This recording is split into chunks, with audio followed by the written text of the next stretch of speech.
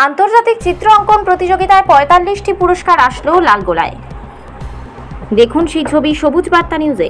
কিছুদিন আগে মুম্বাইয়ের এক বেসরকারি সংস্থার পক্ষ থেকে জাতীয় স্তরের চিত্র অঙ্কন প্রতিযোগিতা অনুষ্ঠিত হয়।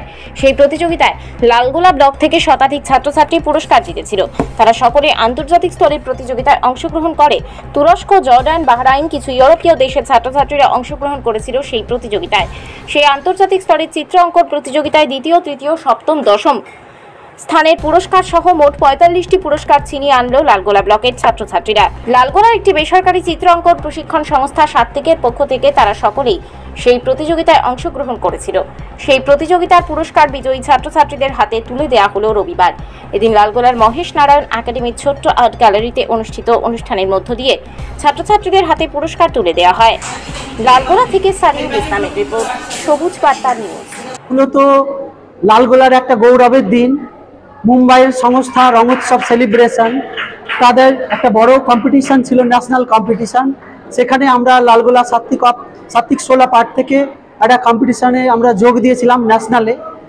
সেই ন্যাশনাল কম্পিটিশনে ভারতবর্ষের বিভিন্ন রাজ্য, বড় বড় শহরের সঙ্গে লালগোলার ছেলেমেয়েরাও কম্পিটিশনে নাম দেওয়ায় তারা ১০০-র উপরে পুরস্কৃত এখানে হয়েছিল।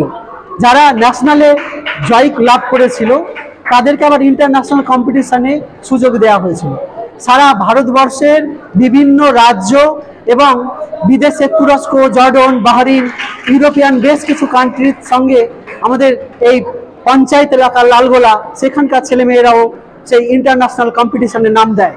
৪৫ জনের উপরে তারা সেই পুরস্কার ছিনিয়ে নিয়ে আসে সারা বিশ্বের বিখ্যাত সব দেশগুলোর সঙ্গে লড়াই করে।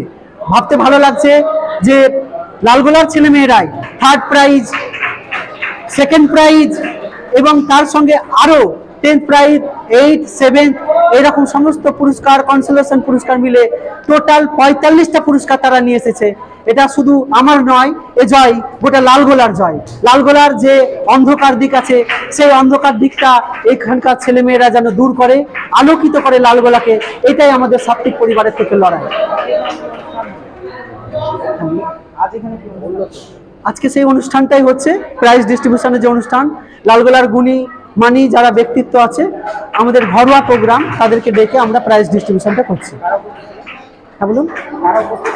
এখানে উপস্থিত আছেন লালগোলা SM গার্লসের মাননীয় প্রধান শিক্ষিকা, লালগোলার বিশিষ্ট ক্রীড়াপ্রেমী এবং সমাজ সেবক শুভরঞ্জন রায়, মাইনুদ্দিন শেখ, আরও এরকম বিভিন্ন ব্যক্তিত্ব আমাদের মাঝে উপস্থিত আছেন। আমার নাম মোহাম্মদ মিজানুর খান।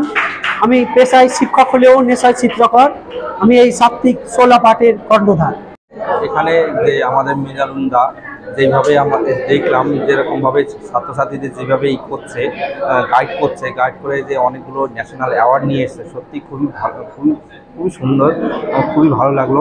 আমার এখানে এসে আমাকে ডাকা হয়েছিল, আমার খুবই ভালো লেগেছে। সাধারণ মানুষকে এই বিষয়ে কি বার্তা দিতে? এই যে এই শিল্পটা নিয়েও মানুষ অনেকটা এগোনো যায়। হ্যাঁ, এই শিল্প অনেকেই ভাবে যে পড়াশোনা করলেই মানে চাকরি করলেই হয়ে যাবে, শিল্প নিয়েও অনেক কিছু এগোনো যায়। এইটাই মিজানুর এই স্কুলের মাধ্যমে দেখিয়েছেন যে অঙ্কনটা একটা ভবিষ্যতে অনেক পথ হয়ে দাঁড়ায়। সুরজিৎ বসু।